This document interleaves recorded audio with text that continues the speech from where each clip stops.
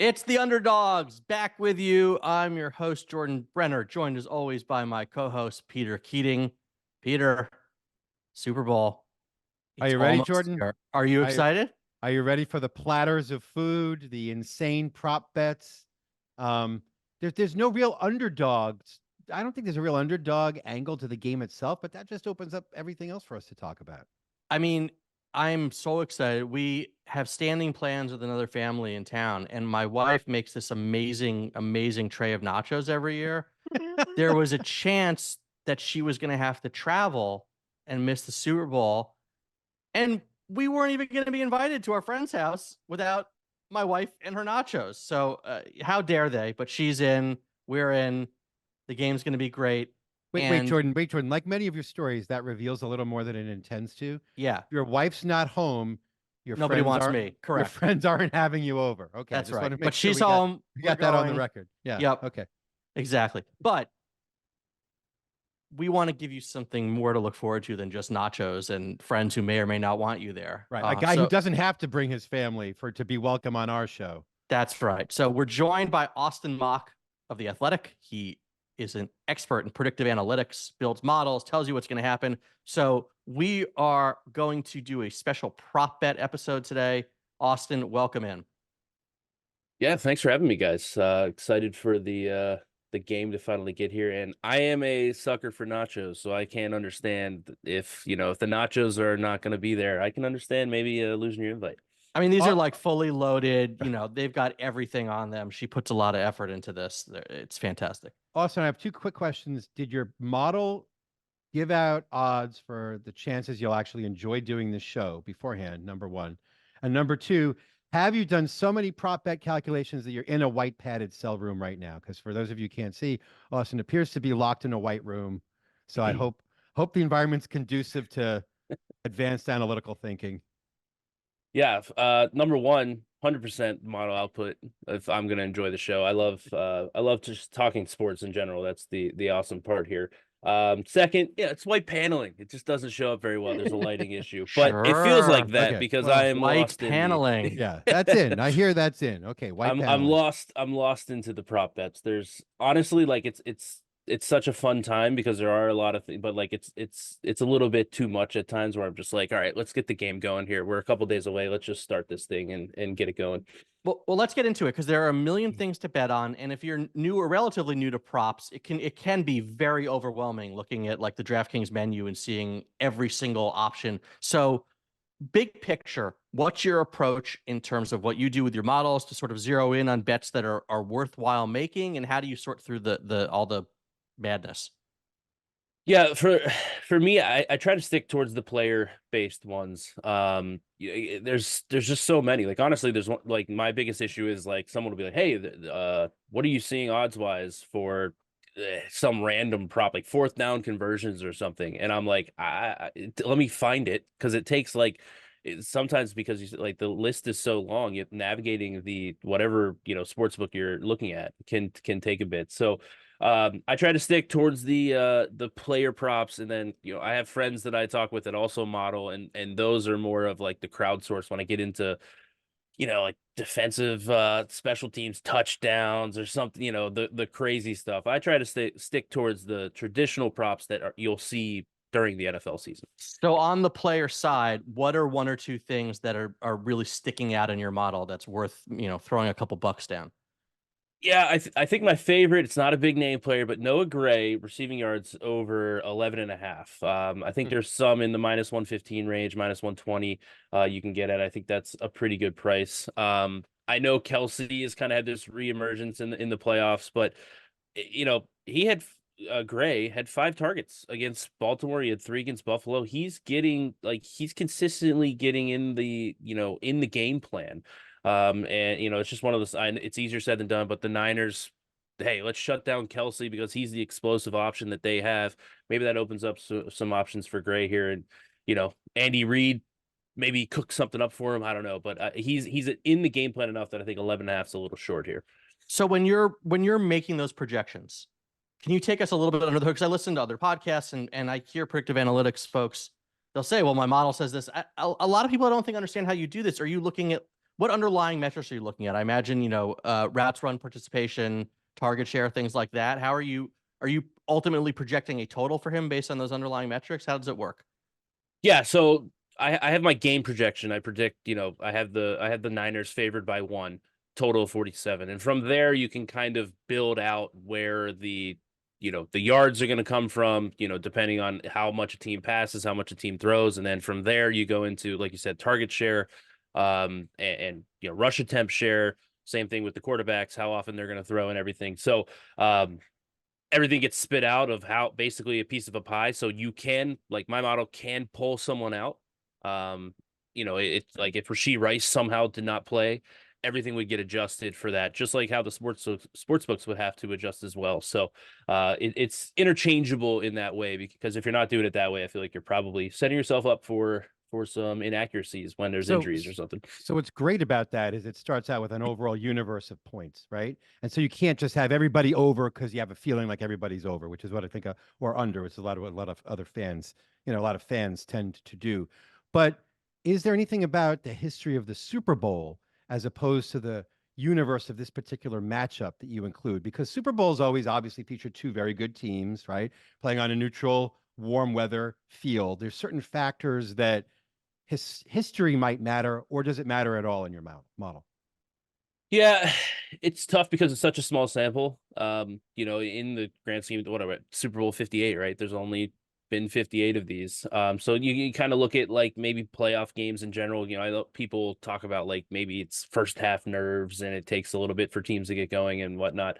But my model just sticks to the, it's dome. Like dome versus outside, there's a factor to how many points are going to be scored. That affects kickers. I know it's big on like how many kickers, total points in that essence. So that's affected by the dome versus outside aspect as well. But yeah, it's nothing that like, oh, Super Bowl adjustment, anything like that. I haven't seen anything that's statistically relevant. There might be something. For instance, I think quarterbacks run more in the playoffs than they do in the regular season. So you do have to, like, if you're just looking at like, hey, Mahomes averages, I don't know what his average is off the top of my head, 1.5 rushing attempts per game. Yeah. That number goes up in the playoffs because, and I mean, we saw it last week or 2 weeks ago with Brock Purdy as well. So I think that's one of those types of adjustments, not necessarily like a scoring effect or anything like that. So that's perfect segue, because I was actually looking at a couple things that I might want to bet last night. And one of the things I was trying to zero in on was quarterback rushing props. So I dove into Mahomes first, because I do have the sense that the bigger the game gets, the more he's willing to tuck it and run instead of check down. So again, I don't know how right now his rushing prop is 26.5. Okay. I really do want to take the over. In 3 Super Bowls, to your point, Mahomes has had 44 rushing yards, 33 and 29. So he's cleared it in all 3 of the Super Bowls he played in. Again, not a huge meaningful sample, but maybe there's some signals there. Okay. I also wait, Jordan. That's interesting, because I feel the same way, but about Purdy. Brock Purdy's over under rushing yards is only 12.5. Right. He ran for 48 against Detroit. Kansas City hasn't been great against the run. I think he's going to be under pressure. And here's one piece of strategy I think is important. I think sometimes when you look at these bets, if you're going to take the long shot, it helps to take something that could help, that could win on one single busted or even accidental play. Like if you're taking somebody to get 30 rushing attempts, that's hard to do by accident. But Brock Purdy could get 13 yards on one scramble. Sure, but that's baked in. Let me finish on Mahomes, and we'll get, because I've got some numbers on Purdy too. But Jordan, you talked so long about Mahomes, I thought you were done. But please, yeah. No, I appreciate. I love it when you chime in with something completely separate. It's awesome. Makes for a great show. Please proceed, Governor. All right, Mahomes. So we talked about his rushing yards in 3 Super Bowls. So far in the playoffs, he's averaged 25 rushing yards a game. So that's just below the prop. I also looked a little talk bit about baked in. That seems like it's a little baked in right there. I also looked at how the Chiefs have done against how the 49ers have done against what you would consider running quarterbacks. So anybody who averages at least 15 rush yards per game against the 49ers, 4 of the 8 cleared the 26.5. The ones who cleared it big. Carson Wentz, Lamar Jackson, Kyler Murray, Joshua Dobbs. For some reason, Sam Howell didn't run much against them, and they shut down Jalen Hurts. But with all that being said, that Dobbs game was great. Yeah, we'll get this to Purdy in a second. Austin, do you think there's any value on Mahomes rushing prop there? Yeah, this is the tough one. Sorry. My numbers don't have anything there. Mhm. If anything, I'd lean a little bit towards the under. The issue when I bring up is now this is where it's like twofold. I'm going to talk out of both sides of my mouth. You mentioned his previous Super Bowl marks. I believe he had like minus 15 yards in kneels against the 49ers in that Super Bowl. I think they were doing the like he was dropping back and like wasting time because I think they had like 55 seconds, if I remember, or something like that. So like he was way over that number. At the same time, it's like against Miami, they were in control of the game. He only had 2 carries. So it's just one of those things that and he only has 15 and 19 yards in the other 2 games. So it's one of those, like, I think the boomer bust factor is huge here. And game script is huge. If you think like Kansas City is going to control this game, that probably bodes well for the under. If you think it's going to kind of be a shootout, then Mahomes is going to be, going for a lot of scrambles because that's just how he plays. So nothing really for me, but I do think it's just one of those things where because of that effect, these quarterbacks run more. It's really hard for me to like really have an opinion one way or the other. And I'm with Peter on Purdy. The prop is only 12.5. He really didn't have to run much in the regular season because A, they were blowing teams out. B, he's got amazing check down options. But one of the things people don't get right about Purdy is he's athletic. Right. He ran a lot in college, a lot. And Right. someone made a comment the other day being surprised or something like, not very athletic quarterback or scrambled when he had to. He can run. So, Well, and one the of the 48 things, yards against the Lions might be ridiculous, but he right. also had 14 against Green Bay. But it's a sign about something that's going to make this game different from a lot of the games that both the Chiefs and the 49ers have been in so far this season, which is I don't think either team's going to control this game. I don't know if it's going to be a shootout because there may be great defensive plays as well, but I think both teams are going to be under pressure and producing, and it's going to be it's not. I don't think there's going to be one team on cruise control in this game, which which bodes well for both quarterbacks to be involved in a lot of action plays. Austin, you mentioned Noah Gray over 11.5 receiving yards. What else stands out to you in your model? Yeah, I like Pacheco anytime TD minus 120 in that range. I think again, kind of tying this into the quarterback running situation, the Chiefs will not do a quarterback sneak with Patrick Mahomes. Maybe it's a little bit different in the Super Bowl because it's the final game, like if it's late in the game or something. But ever since he dislocated his knee, they will not do that. So when they get inside the 5 or anything like that, it's gonna be pounded away or they're gonna throw. So the thing that I like about this is Pacheco is active in the passing game as well. I always think that's pretty big. If he's not your typical like goal line back or anything, but he runs hard down there. So I'm not afraid of him getting taken off the field inside the 5 or anything like that. So I think there's some value there. Let me ask you too on Pacheco, both his his rush yards, 66.5, and most rush yards in the game, plus 140. He's cleared that 66.5 in all 3 playoff games and 5 of his last 6 games. And as we know, the Niners been getting gashed in the run game lately. 138 yards given up to Gibbs and Montgomery, 108 to Aaron Jones. The Cardinals 3 or 4 games ago, James Conner went for 86 and Emilio DeMarcado went for 64. This seems to have been a weakness for them lately. Do you think there's any value there at all?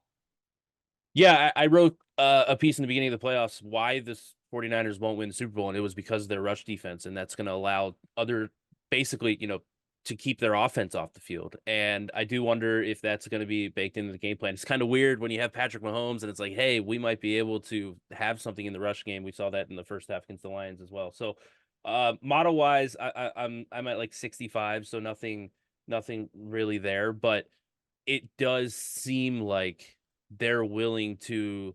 The Miami game is a little bit weird because it was cold and everything, but 15 for 97 against Buffalo, and that was a game that felt like they were on life support. And then they got their lead against Baltimore, and they didn't do anything in the second half, and he still got to 68. So, yeah, it's one of those. Those are one of those ones that I think maybe because of the game script is going to be a huge thing here, obviously. But even still, I think part of the game plan will be trying to figure out that 49ers defense and why it struggles.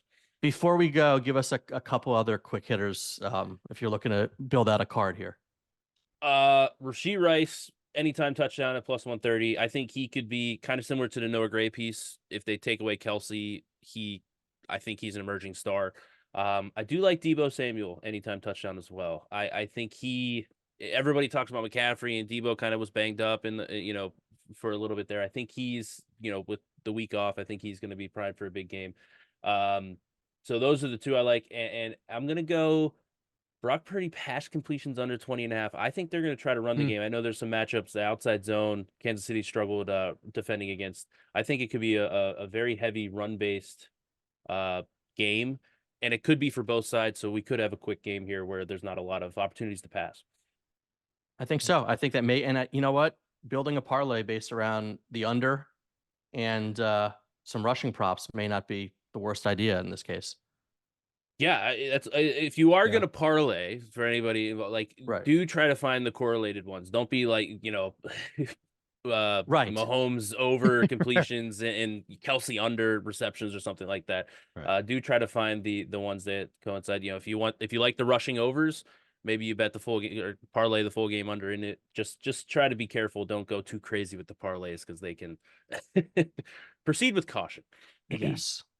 Understood. But for people who want to throw $5-10 down on something with a bit longer odds just to enjoy the game. Yeah. And if you like we said, at least look for correlation. Yeah, if you believe that this version of the Chiefs, which we've seen for the past month, is the one that's going to show up, and it's not just because of scheme changes, as Austin pointed out, it's because of the Mahomes injury, then those rushing props are and the scoring ones on rushing are pretty interesting. Right. Well, like we said, correlation is key. And I think there's no doubt that correlating reading and listening to Austin Mock is helpful for success betting this game. So Austin, thank you so much for joining us. Hopefully you find some good nachos too and enjoy the Super Bowl. Yeah, thank you. I'm glad that you got your invite and everything works out. I'll be enjoying nachos as well. Like I said, I'm a sucker for a good plate of nachos during the Super Bowl. Awesome. Well, take care. Austin, your invite is standing, so anytime. We'd love Great. to have I love to hear it. We're back, and while you might enjoy betting on standard things like how many yards Patrick Mahomes rushes for, or whether Travis Kelce scores a touchdown, we know what you're really interested in. That's right. They're called the novelty props. They come out for the Super Bowl. Some of them are not available in various states, but if you live in New Jersey like Peter does, you can bet all kinds of things, whether it's the length of the national anthem, to the color of the Gatorade bath, to the coin toss, to you name it. And of course, all sorts of Taylor Swift related things on special books elsewhere. So let's dive right into that. Peter, hit us with some novelty. Jordan, every year we got your scorigami, you got your octopus. These things are old hat by now. By the way, I recommend voting, vote with your wallet, betting against or don't bet at all. Don't touch the scorigami. Don't touch the octopus. The 49ers and the Chiefs score 7s and 3s, Jordan. They don't score 2-point conversions. They're not going to go to the same guy twice. So, for those who don't know, a scorigami means a game that ends in a unique score that's never been achieved before in a football game. And octopus is when the same player scores a touchdown and the 2-point conversion to follow at 8 points. Octopus. Go on. Right now, very quickly, the Chiefs were involved in a scorigami this season in the playoffs, but that was their 56-19 game. And that's not going to happen. It's not going to be a 56-19 game in this year. It's just the scorigami value is not there. As far as the octopus is concerned, these teams scored 50, 60 touchdowns each during the regular season. Combined, they went for 1 2-point conversion and missed it. That's not going to happen. Instead, what's captivated me this year, which I think you will love, are the cross-sport prop bets. You can bet on stuff happening in the Super Bowl and in something that has nothing to do with the NFL as you join your bets together. And I got a couple of ones that I love. Here's a cool one. You can bet on Nick Bosa to have more sacks in this game than the total number of hole-in-ones or holes in one at the Waste Management Phoenix Open, which, as you know, is also happening this weekend and is a crazy ass golf thing where the fans actually get into it and cheer and drink a lot and they're rowdy. It's the rowdiest, most popular event on the schedule. Hole 16 has a lot of holes in one. I'm telling you all this because it makes people think there are a ton of holes in one at Phoenix. Okay. There are some. And hole 16 is a par 3, relatively easy shot, but there's only been 12 holes in one since this course opened in Phoenix in 1987. That's about 1 every 3 years. Over his career, Bosa has had a sack in about 0.6 sacks per game over his career. This year, he got a lot more pressures than sacks, so his numbers are depressed. Again, that creates value. Now, this is only minus 130 Okay, so it's not a long shot, but it's fun, and I think it's an obvious good bet. If you want a little more value, okay, I love the idea of Christian McCaffrey total rushing yards. It's plus 300 to be to be greater than the highest scoring college basketball team on February 10th, Saturday before the Super Bowl. Ooh. Now, Tell me why, because that's I mean, somebody's gonna at least get in the high 90s, right? how often does that happen?